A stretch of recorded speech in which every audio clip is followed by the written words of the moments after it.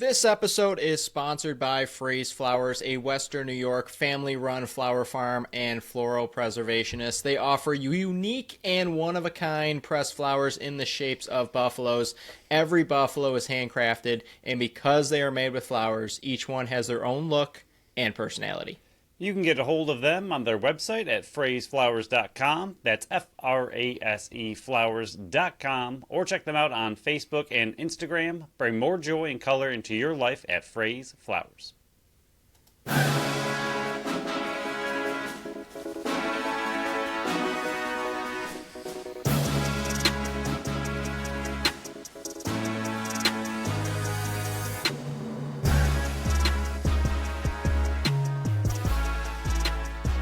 What's up, everyone, and welcome into the Buffalo Sports Collective. It is Monday, March 17th, 2025, or St. Patrick's Day as well.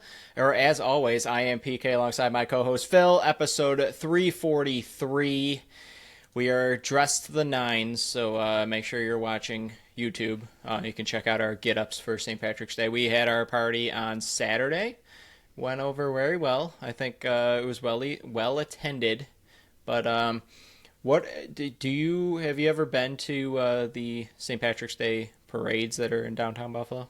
I have not. I've heard they're a good time. I know a lot of people that go pretty much every single year, but I personally have never attended. I am not a big parade person in general, whether it be St. Patrick's Day, Thanksgiving. Thanksgiving, the big one. Yeah, the big one. Whenever they're on, never really get excited for parades. I don't know. They've never really done it for me. Yeah, I think the only big parade that ever is exciting is when you're down in Disney and they have like I don't even know if they still do it. They do. They do. Okay, I haven't lots been of parades still.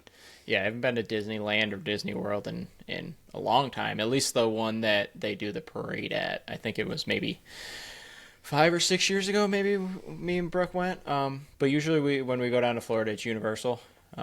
We like Universal better than Disney. But nothing against anybody that does like parades. If you were down there, hopefully you had a great time. And if you went out and celebrated St. Patrick's Day and you're celebrating it as you're listening to this, hopefully you're having a fun and safe time.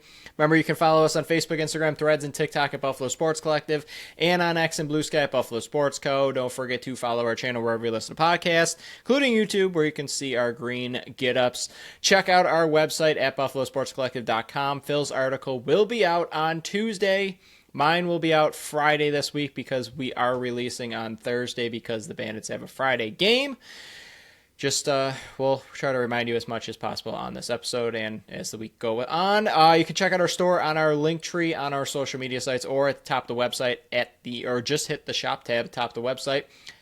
You can represent the BSC on the go and look for the time breakdowns in the description of the show. Before we dive into those, this is the second last reminder. We're going to do it again later in the show, but we're taking over Tap That Tap Room yet again, and not yet again. We're reminding you yet again. March 22nd for Bandits versus Firewolves merch, ticket giveaways. Event is completely free besides what you purchase there. We got tons of giveaways. I have them literally right to my left here, and I'm going to be showing you one down the road. The big tamale. I guess that's Italian. That's not Irish. The hot tamale. The hot potato. That's Irish, right? Potatoes are Irish. There you go. Yeah, the hot potato is what I'm going to show you later. But let's pack the house. I did see it's supposed to be like middle of the 40s by the time Saturday rolls around. So bring a winter jacket because you're going to end up on the patio if you're not there bright and early because we're packing the house. But Bandits packed the house and took over the Rough House on Saturday and took down the Roughnecks 11-6. Byrne and Buchanan had 3. Frazier had 2. Nanacoke, Weiss, and Matisse. I like that back-to-back there. 1 each. Vince, incredible. We're going to be talking about him more in just a second. But 44 of 50 saves, just came back and just showed everybody that the ageless wonder still is one of the best goaltenders in the entire league. Shots were 51 to 50 in favor of Buffalo. Face-offs 15 to 6 in favor of Calgary. Didn't really matter in the end. Buffalo 0 for 2 on the power play. Still can't get over that. And Calgary 2 for 4 on the power play. Phil, a nice revenge game that Buffalo got back and kind of showed the league, especially after the Saskatchewan Rush loss on Friday night, that they're still top dogs and, as of this moment, have a 3-game lead on first place. Yeah, you and I predicted wildly incorrect, as is tradition. Same. Yep. 2 weeks in a row. Especially when we had the same prediction. It's never even close. But this is kind of the game. I wanted the offense to do more than anything. But this is the kind of game I was hoping for, where the Bandits go out and just assert their dominance on a team that just crushed them. And this is the kind of bounce back game you need to see the Bandits have. It's not just that they're the best team in the league. It's not to go out and show that, but it's to see the adjustments they are able to make from one game to the next. They have yet to, they've only lost 2 all year, but they have yet to lose 2 back-to-back. They have yet to lose to the same team twice. So it shows the adjustments they're able to make from losing one game against the same team at home and then beating them away. They're somehow 6-0 away. They've only lost at home, which is a bit of a bummer for the sellout crowd the other day, but as long as they're winning, who cares? But for them to be able to go to an away game and then win the way they did, I did not expect it to be A, this low scoring, or B, this wildly different of a score. I thought it was going to be very close. I thought the teams matched up pretty well, but the adjustments Buffalo made were monstrous, and more than anything, Matt Vince came out and showed that he was not going to allow 17 goals, that he didn't like that he allowed 17 goals, and that was a one-off on this season, and we've said it a million times since he's been a goalie for the Bandits, that when he has a bad game, he usually rebounds the next game and plays out of his mind. I didn't expect him to play this well, because what he did was possibly the best game I think we've seen all year out of Matt Vince. I don't think he did any wrong, and the saves he was making were just ridiculous. And the adjustments he made from letting in 17 against what is arguably, I know pace went down, but they added Dane Doby back in the lineup. So this lineup is arguably stronger than the one he just let in 17 goals against. And he came out, made the adjustments on Curtis Dixon, and his shots were saving all of those. And you could just tell that it's something he does. He studies the game extremely well. I'm sure he was going over that film nonstop after he let all those goals in. Came back out in this one, made all the adjustments he needed to make, made the huge saves he needed to make, and he was absolutely the reason they won this game. Yeah, and that's why he is our one and only so far this season BSC MVP for the game. Just unstoppable. I think you said it perfectly. He was making saves that no other goalie and no goalie in general should be making. It was ridiculous. But Calgary had a 3-2 lead after one. Buffalo would go on a 5-goal run, but a 4-goal run in the second to give themselves a 6-3 halftime lead. Buffalo 8-5 after 3. The second half, anytime Calgary would score, Buffalo would be right back there to answer. It might not have been immediately, like within the next minute, but they would not let Calgary score 2 in a row in the second half. And I believe they only let them do it once this entire game, which makes sense when they score 6 goals entirely. But overview, like I do every week, just before we dive into the offense, I thought seeing the trades they made, I was under the assumption they would go back to a 7-forward group, and it seemed like they kept McKay on the back end and did stay with the 7-forward group, just differently than I thought. They had Belter out of the lineup, which was a questionable decision to me, and I can't really question anything when they only give up 6 goals, but I personally think their best lineup is when Scanlon is back as a healthy scratch. You put Belter back there and you have McKay as a forward group, because as we saw, the left side still struggled to put the ball in the back of the net. I think it was 3 goals by Byrne and no other lefty forward scored. So yes, we'll talk about that in a second. Vince, we already kind of went over it. He was insane. The power play still stinks in my head. It was a 5-on-3 and they don't score. It's just something's up. I don't know what it is. There's too much offensive talent for this to happen. Block shots were insane. Whitty got hit up high, but he came right back in. That was a good thing. And then Priola got cross-checked in the back.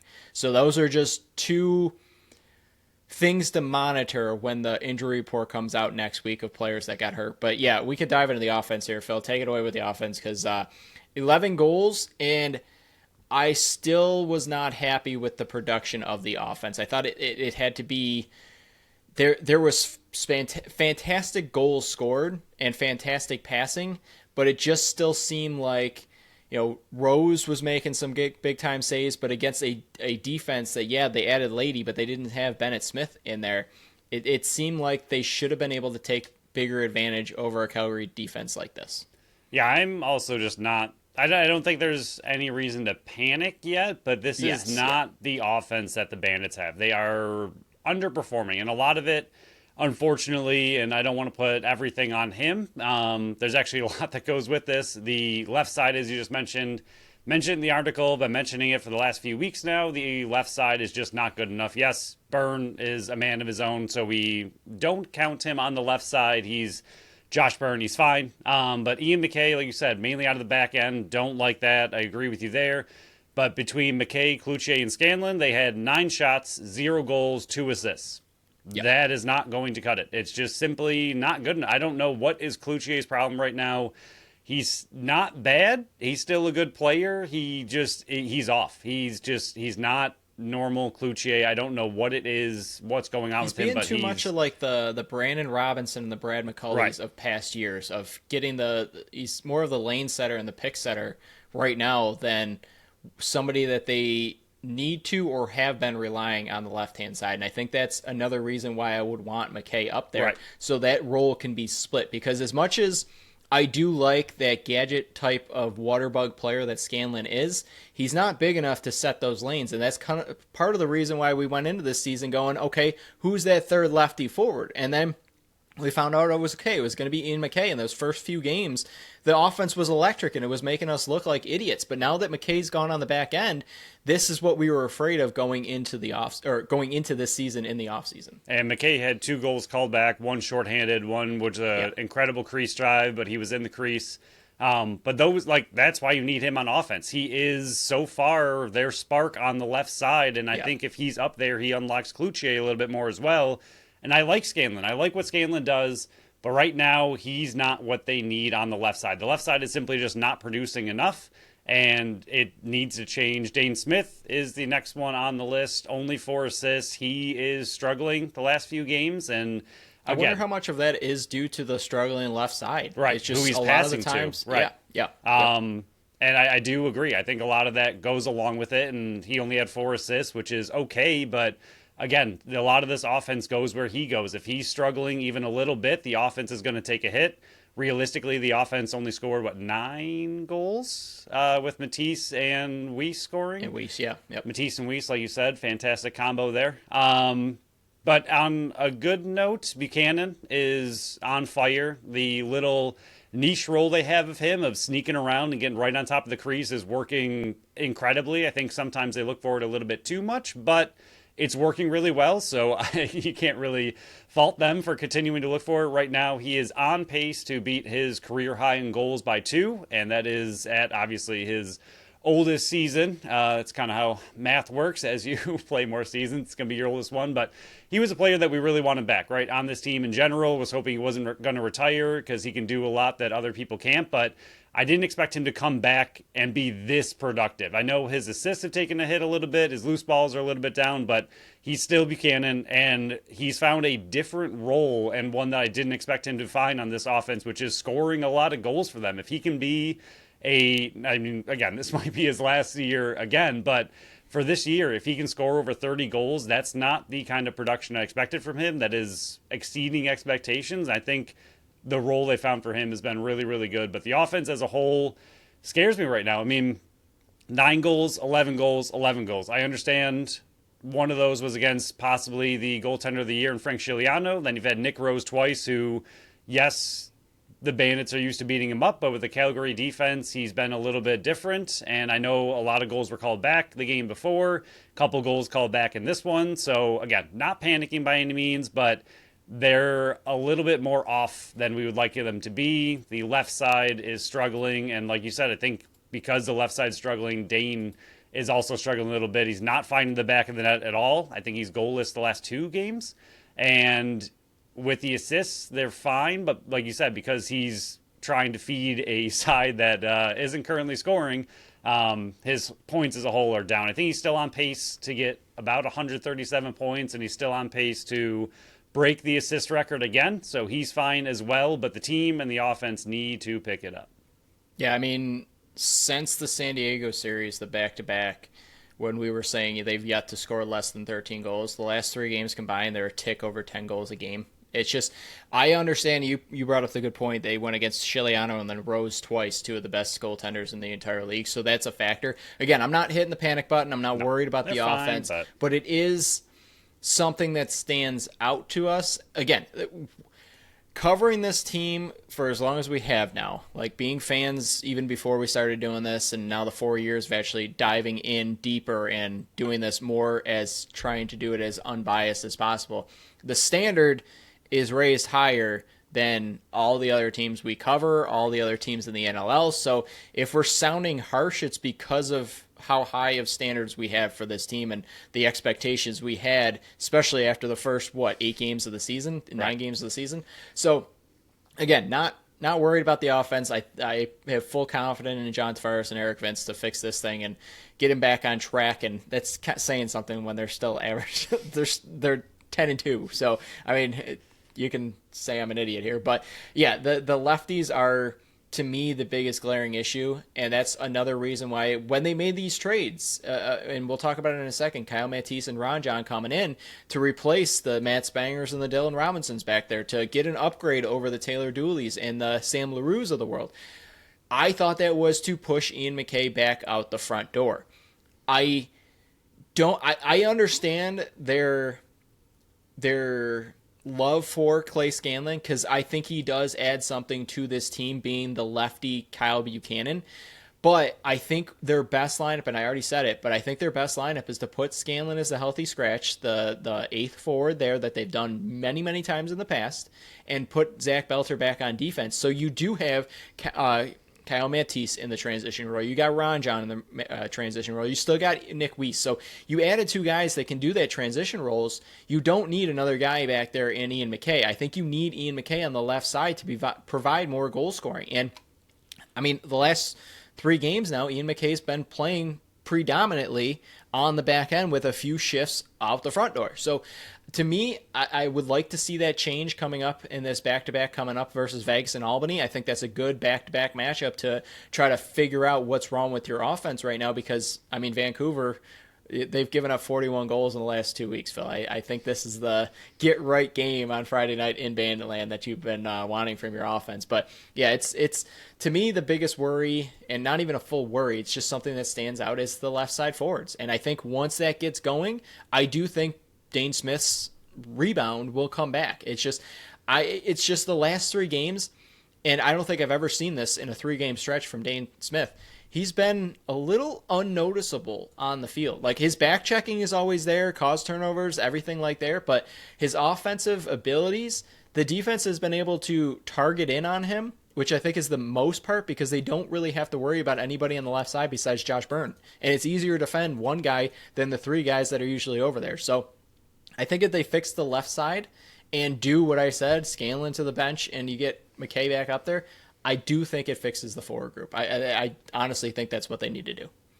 Yep. We've talked enough about the offense already, and I do completely agree, I think. And again, I like what Scanlon brings, but right now that left side needs scoring, and they don't have it with them on the field. And I said it last episode, it's not against Scanlon, but if Scanlon's going to stay in the lineup like this, he needs to provide a goal-scoring touch, which apparently he has, and we've seen flashes of it. He's looked good at times, but I still don't think he's found his role as a goal scorer on this team. I think he's found his role, like you said, as the Buchanan guy, the loose ball guy. There was one in this game where I think it was Nanticoke and Scanlon ran down the 8-second ball, and it's because he was out there fighting really hard. There was for that another loose one where ball. he went back there and back check, got the ball loose twice, and I think it ended up in Whitty's stick. And then he has that parts of his game that I love. It's just you need the goal scoring because then Fraser scored right off of that reset right after that. So that's fantastic, and that essentially is a direct cause of what he's doing out there, which is not bad, but he needs to be able to score goals if he's going to stay in the lineup because that left side is just outside of Josh Byrne is struggling.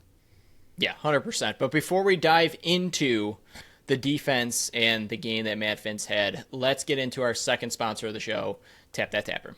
Tap That Tap Room is still at 363 Delaware Street in Tonawanda, New York. They are Buffalo's first women-owned self-poured bar, featuring 30 consistently rotating taps, offering a wide variety of ciders, sours, seltzers, beers, and malt beverages. And we've been plugging this, and it's coming up in 6 days. Our takeover of Tap That Tap Room. We've been plugging it nonstop, and we're going to do it the next 2 shows. We got a reel coming out on Tuesday to plug it. We're trying to pack the house and make it the biggest attended Tap That Tap Room Bandits watch party of all time. Giveaways before the game and after each quarter, including the grand prize of, and we've been saying we're going to do this, a signed, framed Steve Priolo signed game book. Yeah, it's the grand prize, everybody. We also got plenty of other merch, including gift card. We got Tap That Tap Room, who's going to be giving away double the amount of tickets they normally give away for the next Bandits home game.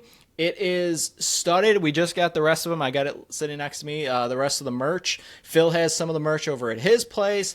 We have so much everywhere. merch we're giving away that it's costing us money. It's we put all the money from the sponsorships back into this giveaway for our sponsors. So absolutely excited, can't wait for it.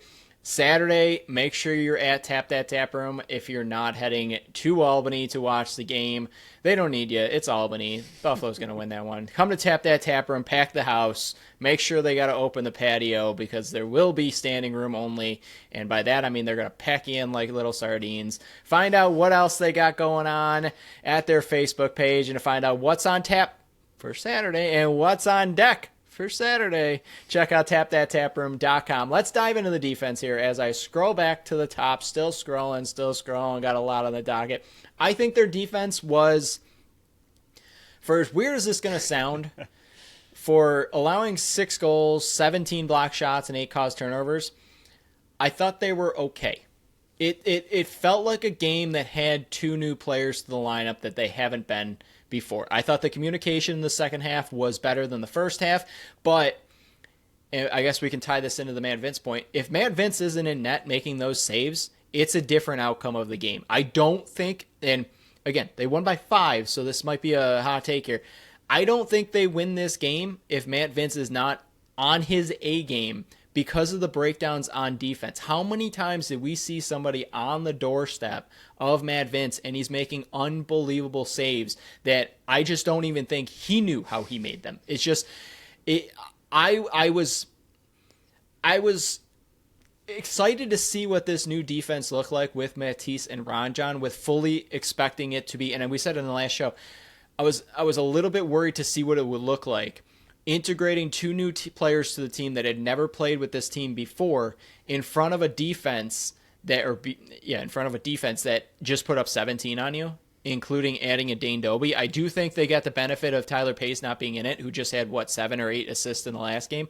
So I do think that did help, but I had a little bit higher expectations for what I got from the defense. Again, that maybe it gets worked out when they finally get more communication. They only had 1 or 2 practices with the new lineup. So I am expecting it to get better as the season goes, but I was a little underwhelmed considering the breakdowns that they had. That, again, if Matt Vince isn't on his A game, I think you get a different result in this game. Yeah, and I think if you want to be really nice to the defense, I do think the second half was much better, and a lot of the big saves that Vince was making were in transition, not necessarily in the second 5 half, on yes. offense, 5 on defense. Like when the offense and defense were set, I think the defense had an okay game. There were still breakdowns, there were still communication issues, but a lot of the huge saves he made were in transition, which isn't necessarily, it's on the defense, but it wasn't like... It's also on the offense getting off. Exactly. It wasn't necessarily like the set defense versus set offense and those kind of collapses. It was really fast transition, which is what Calgary is known for. And in this game, I think they pushed it a lot harder than they did in that first game. And this game, if it wasn't for Vince, that transition game would have tore Buffalo apart. But he was there to bail them out so many times. I mean, rewatch that game and watch how many incredible saves he makes and count each one of those as a goal. And I don't think they win this game, which is why he was the MVP for us. And just, I do believe, like you said, I mean, yes, maybe it seems a little hot takey when they only allowed 6, but I think he made more than 5 big saves, and I think he made closer to 6, 7, 8, 9, 10 big saves. And if all of those go in or half of them go in, you're looking at a much different game. But as far as the block shots go, I loved it. Last game, they had 5 as a team. This game, Dawson alone had 7. Wires had 5. And as a team, they had 17.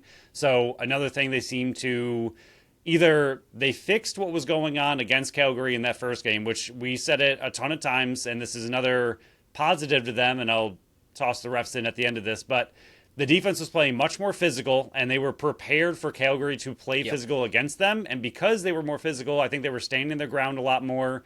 Priola mentioned how many moving picks that he thinks Calgary sets, and because they were ready for that in this game, I think they were able to stay in the shooting lanes that much more. In the first game, I think they were getting out of the shooting lanes because of what Calgary was doing was working. But in this game, they made those adjustments, and because they were able to make those adjustments, they were able to stay in the shooting lanes, and that's why you went from 5 block shots to 17, which is a monster jump, especially when one player alone has more block shots than you did all last game.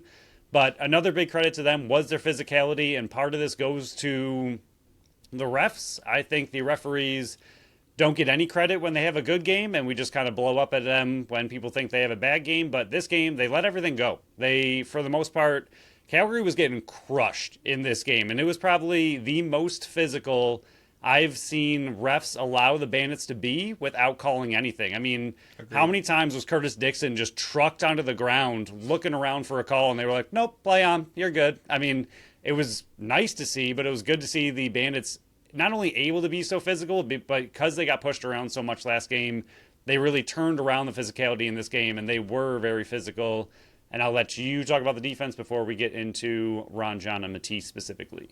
Yeah, I fully agree with the ref points where, I mean, at the end of each recap here, we announce, good or bad. I only had one bad call on them. I had one. And it was the Kyle Matisse cross-check in the crease. I mean, I didn't see it. But other than that, I mean, I agreed with all their calls. I like them letting them play. I think Buffalo got away with multiple calls in the past that, again, I agree with you. When you're a Bandits fan just watching it, you see all the calls that go against Buffalo. And when you're just a fan, you don't see all the calls that Buffalo's getting. So that's why when we're on the show, we're trying to be as unbiased as possible. They had a good game. I think the refs had a good game. I think Buffalo got away with more things than they typically would, but I think they were letting both teams play. And again, that's what we've always said. Either be consistently good or be consistently bad. And even Priolo has said that on his show, and he stole it from us. Just let them know how you're going to call it in the first and call the same thing in the fourth so they know how to play. Each game might be different because, even Priolo said it, it's like a not opinion based, but the refs Subjective. use their best judgment for that type of game. So just let them know how you're going to call it. I thought they called a very good game, but I do think that Tyler Pace going out played a bigger role than I think a lot of people are going to let on when they only scored 6, because at the end of it, they were left with 2 righties, and it was Hayden Dixon who went 2 for 8 shooting, and it was Curtis Dixon who had 5 assists, 0 for 8 shooting. They were playing almost every single shift. So to have not having Tyler Pace in the lineup and Matthew Gauthier was a healthy scratch definitely hurt them because Pace went out in the first quarter. You had Cook who went 1, 1, and 2 as opposed to having the 3 first goals scored in last game. He had 10 shots on net. Dane Doby was 2 for 10 shooting. Mayo was all over the place, but he wasn't that electric goal scorer that he was in game 1, and I think a lot of that is due to Dane Doby being back, so his time was limited. And then King was 1, 3, and 4 on 7 shots. So I will give credit to the defense. They adjusted what was killing them in game 1. So that's a massive changeover. And I guess that goes into my question. What did you think of Kyle Matisse and Ron John in this game? Because I understand the stats and the numbers for Kyle Matisse, but when I saw him on the field, I was like, holy crap, I forgot how big of a guy he was. Not only big, the big thing that surprised me with him, and it happened immediately, was his speed. I did not realize he was that big and moved that well. And even when he was on offense 1 or 2 times, you could see he was truly an offensive looking player. Whereas, like, no offense to him, we know he's not an offensive player. Priolo goes out, and if he's a transition guy, he's a bigger guy. If he stays on offense, you can tell he doesn't really know what he's doing too much on offense. Whereas, like, I don't know, that crease dive, man. it was a behind the pretty net. impressive crease dive. I'll give him that. But when Ian McKay goes on offense, you could tell he just looks comfortable. He's got the footwork to go on offense. And when Matisse was on offense, even in the first couple shifts, you could tell he's taking guys on one-on-one. He looks comfortable. He's looking around. He looks like a true offensive player who the Bandits currently have playing defense. And even that first goal, a bouncer to the top of the net right past Rowe's foot, looked incredible. I was like, okay, here we go. I think what is going to need to come, which is very obvious, is his ability to adapt to the Buffalo Bandits defensive system.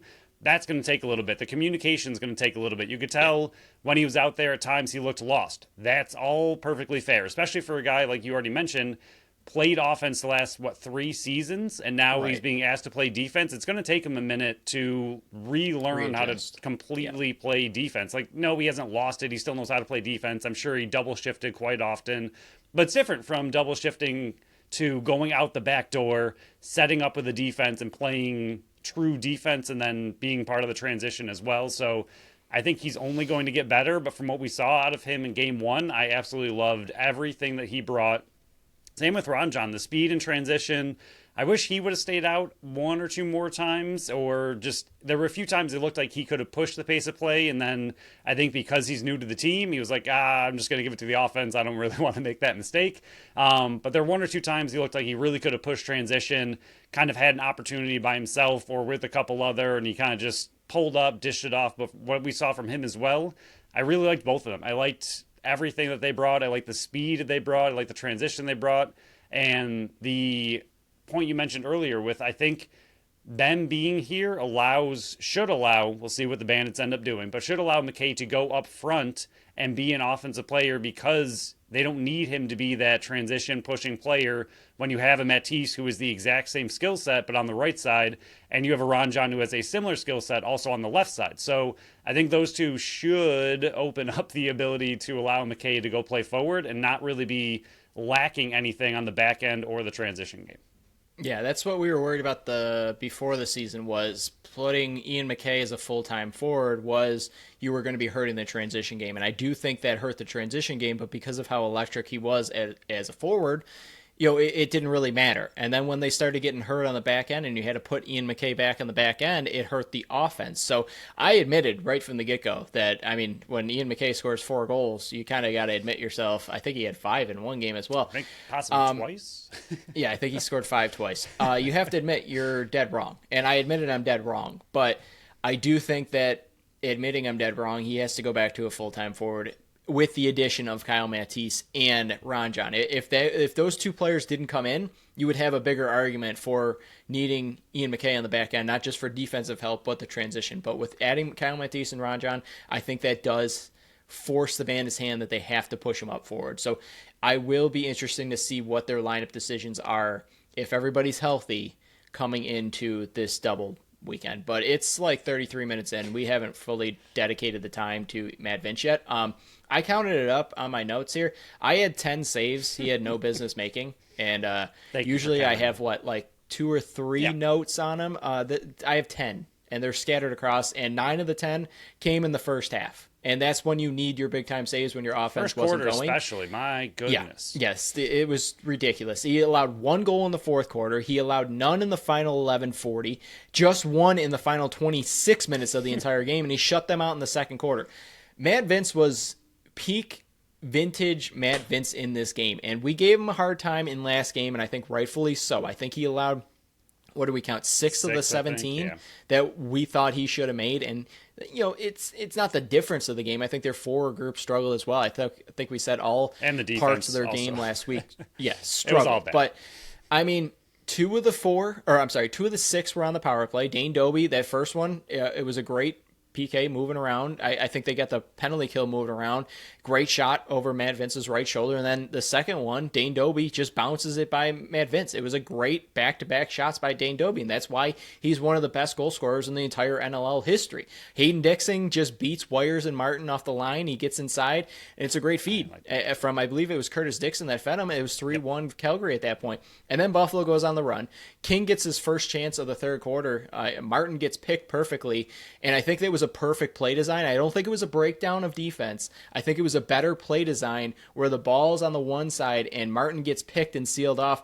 Priolo has to stay on the opposite side, and King's just able to run free. It was just a perfect play design. I can't blame the defense. Can't blame Matt Vince in there because he's on the doorstep. Curtis, nice toss back to Hayden Dixon, who beats two guys. That one was on the defense over Matt Vince's shoulder. That makes it 7-5. And then the last one that they scored, Cook fresh off the bench. Ian McKay, again, out of position, just lets Tanner Cook get in position to be able to rifle it by. I think for the most part, there were, four great play designs by, and two of them were on the power play, by Calgary. Give them flowers for that. And then it was the two breakdowns on defense. So overall, I think Matt Vince had the best game of his entire season in this one, with the amount of big-time saves he made and the timely saves in the first quarter he made.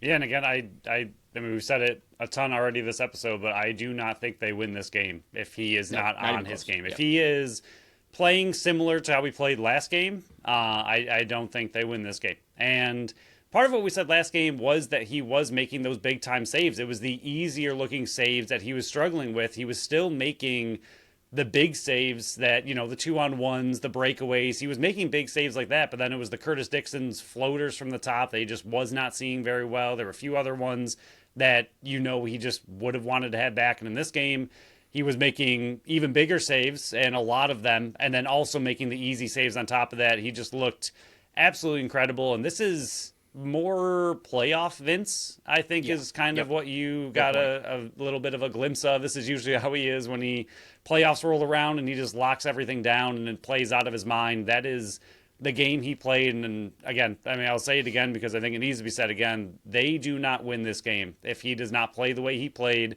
And like you mentioned, if he does not play the way he played as early as he did. The first quarter alone, I remember messaging you like, I don't know when you're going to rewatch this game, but enjoy the Matt Vince show. And you were like, yeah, my goodness. And it was just incredible to watch. He was just big save after big save after big save and kept them in it early, even with those power play goals. Calgary was up 3-1 early in the game. It could have easily been 6-1 right off the bat, and that's possibly a hole that the Bandits don't climb out of. And if it wasn't for Vince, it could have been a lot worse early on. And yes, it's early on, so you might have a chance to come back, but they only scored 11 goals, so it's hard to say that they would have, but because he was able to keep them in it that early, they were able to slowly claw back and, like you said, get those 5 in a row to take the lead and never look back. But Vince, my goodness, keep playing like that, and I don't think the Bandits ever lose. Yeah, I think that's perfectly said. If Matt Vince plays like that, you could score 8 goals. You could score 8 goals, and Buffalo's going to win. Yeah. It looked a little bit like the Saskatchewan game, but he had that Space Jam magic juice he drank before the game. It was filthy. But we'll go into the miscellaneous kind of stuff as we're wrapping this one up. I started a new thing because I was a little concerned with what Connor Farrell did last game versus Justin Inacio.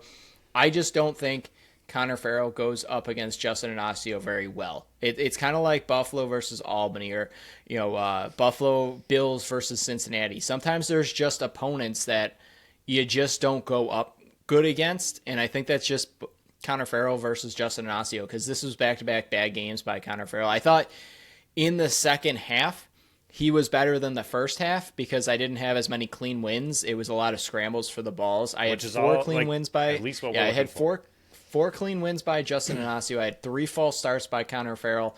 And then in the second half, Connor Farrell, that is, had 2 monster clean wins. One off Calgary's 6th goal, which made it, I think it was 8-6 at that point, maybe 9-6. And then right after Buffalo scored their 10th one, he won another clean one. So I think those 2 right there were proof that, okay, he's got it. I mean, once he's figured it out, he can beat this opponent. It's just, I think Justin Inacio doesn't get enough credit in this league. I know he's come on more this year than prior years, and I think he's leading the league in face-off win percentage at this point. But I think as the season goes on and as we look towards next year, Justin Inacio's name in face-off department is going to be up there with the T.D. Erlins, the Trevor Baptiste, the Jake Withers, and so on and so forth. So I think he was going against one of the better ones in the league, but I think this game was better than last game because there was only 4 clean wins that I noticed, and after, I think 3 of those 4 were to start the game. Once that happened, I think there was a lot more scrambles for the balls and goes for loose balls that's on more of the other 4 guys to try to scramble and pick them up.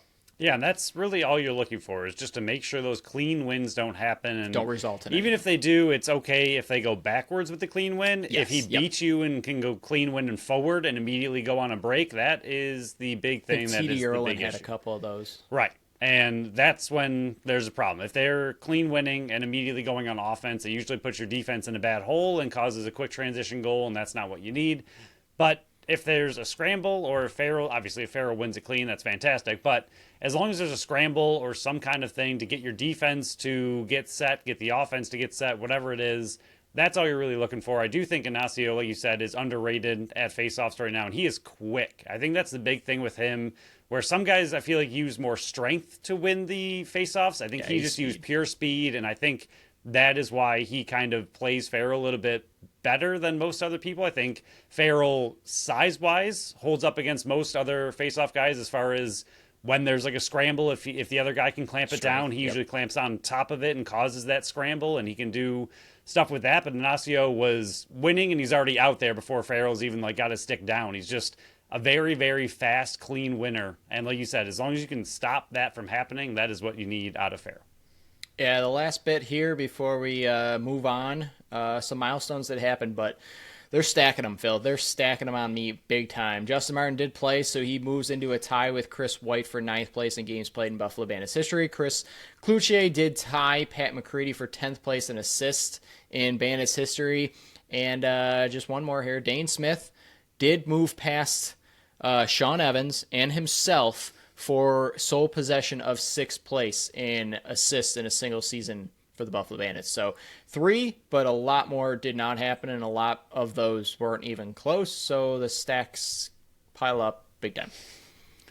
Yeah. A lot not happening on the offensive side. And even the ones that do happen, Justin Martin, like you said, ties. So now he can win, go past him officially. So that's still there. Cloutier is still tied up there, right? You said tied as well. So he's still on there as well. So even though they're making moves to stay on this list for you. So that's going to be great. Stacks on stacks on stacks. And it's not money, it's milestones. And I got it in 65 seconds last week. Really going to have to read fast next show. But we'll dive into our third and final sponsor of the show, and that would be the Totally Buffalo store. Their mission is to celebrate all things Buffalo with over 100 local artisans. They are the place to go when you need any type of gift for a friend or just to shop around for something for yourself. They have 3 locations, one in the North Towns in Lewiston, 467 Center Street. Couldn't be easier. There's tons of parking out in Lewiston. One in the South Towns, 3459 Amelia Drive in Orchard Park, and one in the Middle Towns, 3328 Sheridan Drive in Amherst. The Totally Buffalo store is wrapping up their Buffalo Irish merchandise. You can still get it as you're listening to this. Hopefully you're listening to it early on St. Patrick's Day. If you need something for a party at night, you're going out, whatever it is, go there, grab something real quick, and then have a lovely evening. But if not, don't worry, they have plenty of local artisans always working to add new items, such as a few new Buffalo blankets, as well as those. Beautiful. Something that is new to me, PK. I've never heard of a microwave bowl cozy. Have you ever heard of those before? Okay, with your I'm interested. confused look, you have also. I had no idea what these were, but essentially it's brilliant. But essentially it's a pot holder type thing that you put your glass bowl or whatever it is, you put it into that, and then it goes into the microwave. So when you take it out of the microwave, you don't burn yourself. What a brilliant idea. I guess they've been around forever, but these are Buffalo themed microwave bowl cozies. Maybe it's for a bowl of popcorn before you're sitting down watching the Bandits. Don't burn yourself, and think about the Bandits or the Sabres or the Bills while you're grabbing your safe bowl out of the microwave. Didn't know that was a thing. Now I do, and I can get Buffalo themed ones at the Totally Buffalo store. Yeah, check out their Facebook and Instagram page at the Totally Buffalo Store and their website at totallybuffalostore.com. I might have to order a couple of those because I do burn my hand. Yeah, me as well, often. every time. Yeah, I'm not a big cook, so most of my meals are air fryer or microwave, and burn myself quite a bit. These fingies are burnt to a crisp along with my food because, again, not a chef. But we'll go over the NLL outlook here. 6 games. The 10-2 Saskatchewan Rush are now 10-3. Take that. They're the 13th team to 3 losses. Got you back. They fall to now the 8-5 Halifax Thunderbirds. Halifax won 17-9, and yeah, it wasn't even as close as that score indicated. It was 9-2 after 1, 12-4 at half, and 16-6 after 3. I think this is. It's hard to say this is a one-off. I think it is for the Saskatchewan Rush. I don't think they'll have this bad of a game. I think it's very similar to Calgary beating Buffalo, except when Calgary beat Buffalo, it was a lot closer until the end, and this game wasn't close the whole way through. But I still think it's a one-off for the Rush. But at the same time, Halifax needed a big bounce-back game from their last week loss, and they got it in a monster way, putting themselves back on the map as one of the best teams in the league. So I think more than anything, that's just kind of a very quick reminder that Halifax is legitimate. So the 4-8 Toronto Rock fall to 4-9. Their best finish can be 9-9, but they'd have to go on a 5-game winning streak because they lost to the Christian Del Bianco led Vancouver Warriors 13-8 on Friday night. 3-1 Vancouver after 1, 8-2 at half, and then 13-4 after 3. I thought Del Bianco played incredible in this one. I think the offense came alive in this one for Vancouver with Charlene Beatty scoring 3. You had Ball with 9-point night. Even Martel had 3 assists in this one. But the story of the night was Del Bianco nearly and almost for sure putting the nail in Toronto's coffin, making 48 of 56 saves. Yeah, I'll ask you at the end. I got a question for you with some of the games and how everything's kind of shaken out, but it's scary. It's scary to see how well he came back already. I know he was obviously playing. He wasn't just a podcast host sitting on the couch. He's still been playing lacrosse, even if it wasn't for the NLL, but he came back in just an absolute no rust whatsoever kind of way and put up 48 saves, which is a very high number for any goalie across the league. And it's hard to know how great the shots were coming from a Toronto team that has been pretty decimated, but Toronto just had a great win of their own last week with the offense putting up a lot of goals. So this was an offense 15. that felt pretty rejuvenated somehow after losing a lot of their pieces, but Del Bianco shutting the door makes Vancouver a little bit scary. Colorado gets a massive victory after losing Zed Williams a couple weeks ago to injury and Eli McLaughlin to firefighter. I believe it's probation that he can't really do anything that would injure him. It's not due to the schooling or anything. It's just he can't get injured. Otherwise, firefighter goes away. And I completely understand it. He won 10-8, or they won 10-8 over Philly, extending Philly's losing streak to I think 6 games at this point. They were 5-2 at one point, and they're sitting 5-8 now. Colorado led 6-2 early in the third, 5 straight by Philly, and then Colorado would score 4 of the final 5. And Philly's attempt to go all in on defense, you got Simpson, Desnew, and Corbeil, has come and blown up in their face because they're 0-2 since those acquisitions. Not saying it's on them, but man, what they would give to have Holden Cattoni on this team because they have not been able to score goals as well. Yeah, Philly reminds me of Rochester of last year. Started super hot and then just monstrous collapse the rest of the season. It is 6 losses in a row for them. Colorado seems to play better when they have nobody on the team. It's insane. The more offensive players they lose, the better they play. I don't get it, but good for them. I wonder if, like, I'm not trying to come up with like this magic formula, but I wonder if it's almost because they have so much offensive talent that they're too unselfish and losing guys. And again, you'd rather have them in the lineup, but losing guys. Okay, now Ryan Lee gets more opportunities. Now Malcolm gets more opportunities. Now you get a guy like Connor Robinson who gets more opportunities. So maybe that in some weird universal way it helps them. It's the only explanation I can come up with, because that'll be 3 years now where they lose a stud player. And remember in the championship versus Buffalo, they had no Ryan Lee and they lost Eli McLaughlin and they took it to Buffalo. So it makes no sense, but that's my only explanation. Yeah, I got nothing. I mean, 10 goals isn't incredible, but it's plenty when you're missing most of your starting offense, and plenty enough for a Philly team that can't seem to score at all. Stop blaming Nick DeMood. It was not his fault. No. Made 45 saves. He's fine. I'm tired of the filth that is coming out of some people's mouths saying it's Nick DeMood's fault. He let in 10 goals. They put up 8. If Vince retires next year and DeMood wants to come here, I'll take it. Yeah, if he's tired of the Philly slander, come to Buffalo. 7-7 Rochester is now 8-7 after their stomping of Ottawa pushes them to 5-7, 18-8 win, 6 straight by Rochester in the first to lead 7-3, and then 7 straight in the second to take a 14-4 halftime lead. It was not anywhere close the rest of the game, and Connor Fields is pretty good at lacrosse. Yeah, he is. He's really turned it up since the beginning of the year when he was very cold. Now he's turning in really, really hot, and that entire team, the last 4 games, they've scored 15, 14, 21, and 18. They are on a heater. That was against Calgary without Rose, Albany, who has turned it around a little bit recently, Las Vegas, who is in last, and then Ottawa, who seems to be imploding.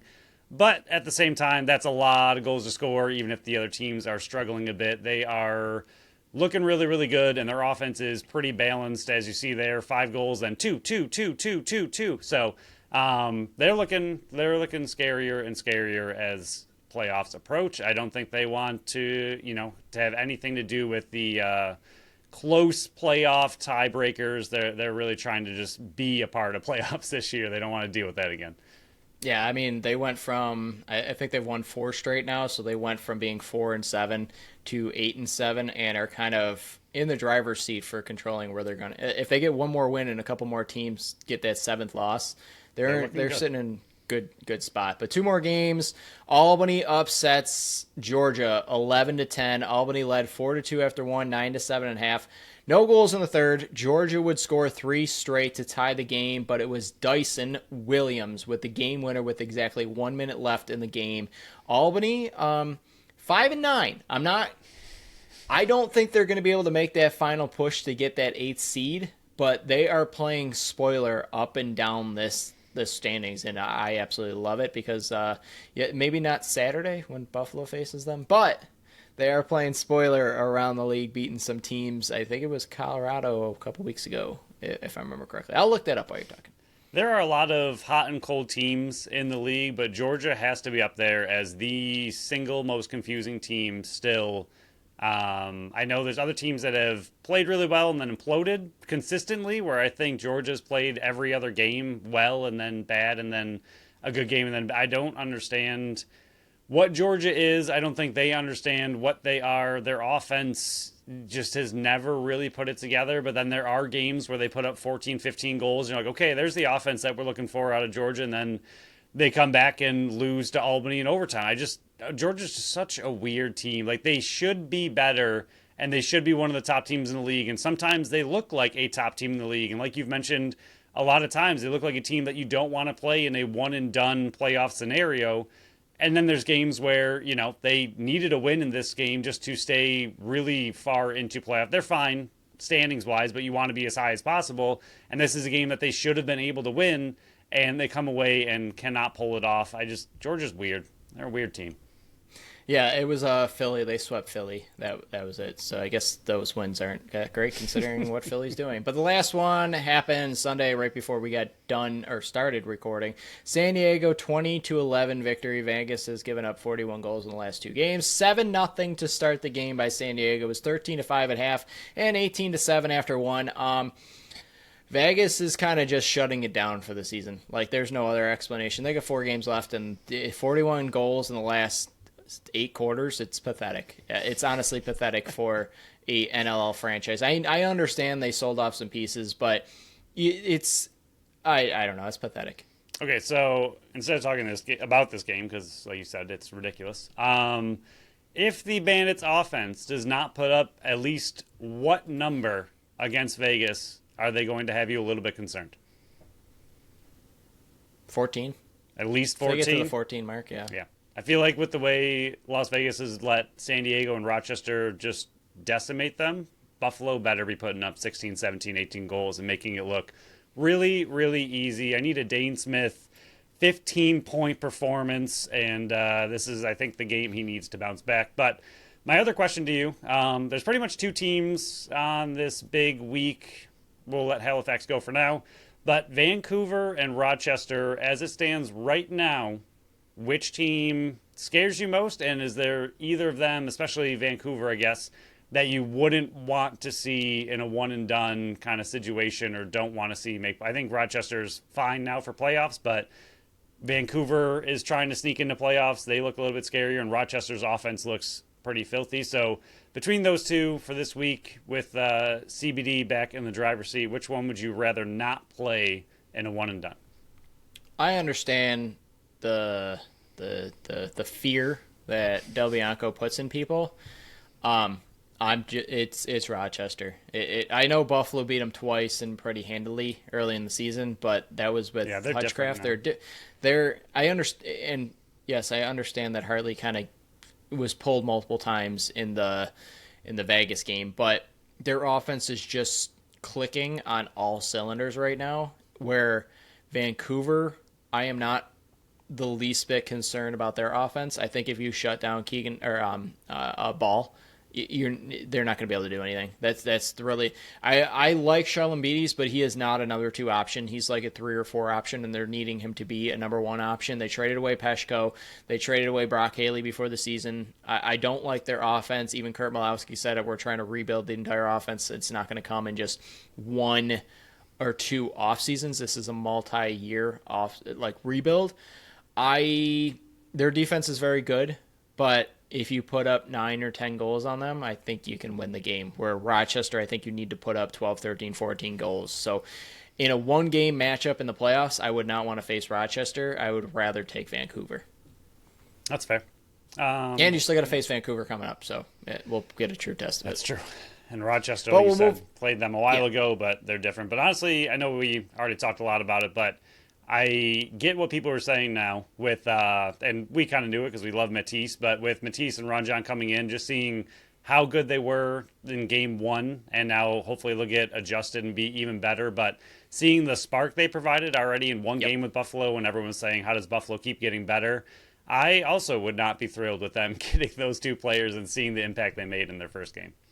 Yeah, I just still don't understand how, if you see the number of Steve Dietrich pop up on your phone, how you just don't send him to voicemail. Because that man steals souls from other GMs and just keeps making Buffalo ridiculous. How he doesn't win GM of the year every year, I don't understand. But we'll move on to the final segment here. Sabres versus Vegas. My hopes and dreams of Jack Eichel just putting him to sleep were very close. And then Dahlin would score with 14 seconds left to tie it. They won it 4-3 in a shootout. McLeod, Zucker, and Dahlin were the goal scorers. UPL 16 of just 19 saves. Shots were 37-19 in favor of Sabres. Buffalo 1 for 2 on the power play. Another nasty hit on Kulik. Krebs went and addressed it. So I guess applause to players that are stepping up. You had Tuck and Tage in the last game. You had Krebs in this one. So credit to players stepping up, but Samuelson's still on the ice. Makes no sense. Soft team, soft ownership, soft team. Plus, you got to win versus Vegas. I don't care in the least. I'm trying to remain positive, but I can't. 17 games left, boys. 17 games left. So I feel like you're... there's no hope I'm going to remain positive the rest of the season. Lasted like 3 or 4 episodes, and now they've won a couple games in a row, and you're like, it's terrible. Yeah, I don't like it.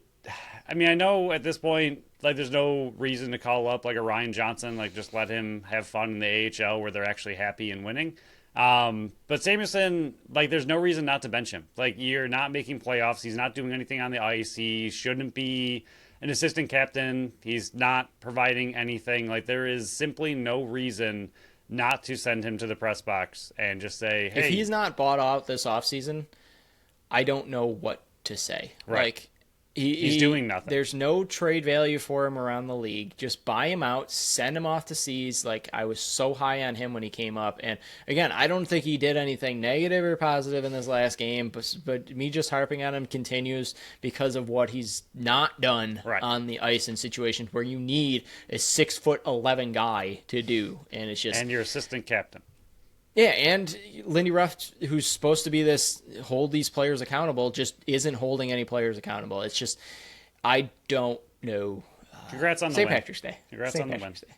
That's all I got. Yeah. They face Boston on Monday, Utah on Thursday, so we'll be able to cover the Boston game against on St. Patrick's Day is brutal. Yeah, Boston's going to destroy on that one. But, Phil, anything else with this episode before we shut it down? Because we're right at the hour mark, which is impossible for a Monday show.